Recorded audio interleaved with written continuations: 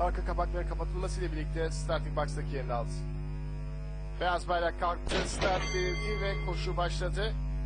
Toplu sayılacak bir çıkış, hemen ardından da önde bir numaralı Hasaltı'nın kendine yer bulma çabasını izliyorum. Ancak dışlarından temposunu arttırıp gelen isim 2 numaralı Akçağanım oldu. Akçağanım 1900 metre startı geçirirken koşunun liderliğini aldığı gibi farkı da 2 boya kadar çıkartıyor. Onu ikili takip ediyor. Bunlar bariyer dibinde 8 numaralı Başar Bey ve dışındaki 7 numaralı Barak Tekat gibiler. Onların da 3 boy kadar gerisinde 1600 metre startına gidilirken 1 numaralı Hasaltın 4. Hasaltı'nın 1,5 boy kadar gerisinde 5. ligde dış kuvarda 4 numaralı Gelmeyici'yi izliyorum. Hemen içinde 6. ligde 5 numaralı Antares. Onun sağ arasında 7. ligde 3 numaralı Gümüşkırbaç. Grubun son sırasında 2 boy kadar geride 6 numaralı Sevda şeklinde 1400 metre startı da 2 numaralı Akçağanım'ın liderliğinde geçildi. Farklar azaldı. Dış kuvardan 7 numaralı Barak ve hemen içindeki 800 numaralı Başar Bey önde kaçmakta olan 2 numaralı Akçağanım'ı yakalamaya çalışıyorlar. Bunlardan şimdi yaptığı ataklarla 8 numaralı Başar Bey ikinciliğe az da olsa girmeyi başardı. Ancak 7 numaralı Barak da mücadeleye bırakmıyor. Bu ikilinin 3 boy kadar gerisinde 4. yükle dış kuvarda 1 numaralı Hasaltı'nı izliyorum. Hemen içinde 4 numaralı Gelmecili. Onun 1,5 boy kadar gerisinde 5 numaralı Antares.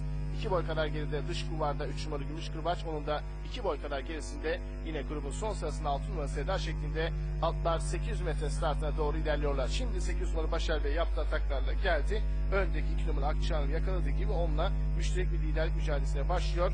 Bu metrelerde 7 numaralı Barak'ın temposu düşmeye başladı. Zira geriden 1 numaralı Hasaltı'nda yaptığı ataklarla 3.'liğe sarkmayı başarıyor. Son 600'e doğru yaklaşırken İç kulvardaki 2 numaralı Akçağanım az da olsa koşun lideri, ancak 8 numaralı Başar Bey şimdi onu geldi yakaladı. 1 numaralı Hasaltı'nda öndeki ikiliyle olan farkı 1 boya kadar indiriyor. Bu sayılı atlar son viraja doğru yaklaşıyorlar. Koşun liderliği Başar Bey'de dış kuvardan Hasaltın geldi. 2 numaralı Akçağanım bu metrelerde gerilemeye başlıyor. Öndeki Başar Bey'i yakalamaya çalışan 1 numaralı Hasaltın hemen içinden de 3 numaralı Gümüşkırbaç'ın çabaları var ki Gümüşkırbaç geldi. Şimdi bunu başardığı gibi koşuda liderliğini az da olsa almayı başardı, ancak 1 numaralı Hasaltın mücadeleyi bırakmamaya çalışıyor.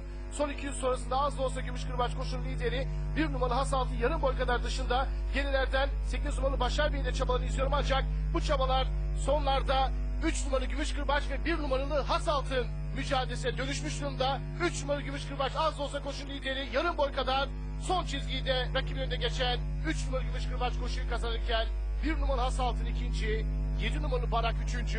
8 numaralı Başar Bey ise koşudan 4. olarak ayrıldı. 4. koşuda 3 numaralı Gümüşkırbaç aprentisi Halil Altın da koşuyu 1 numaralı Hasaltın önünde kazandı.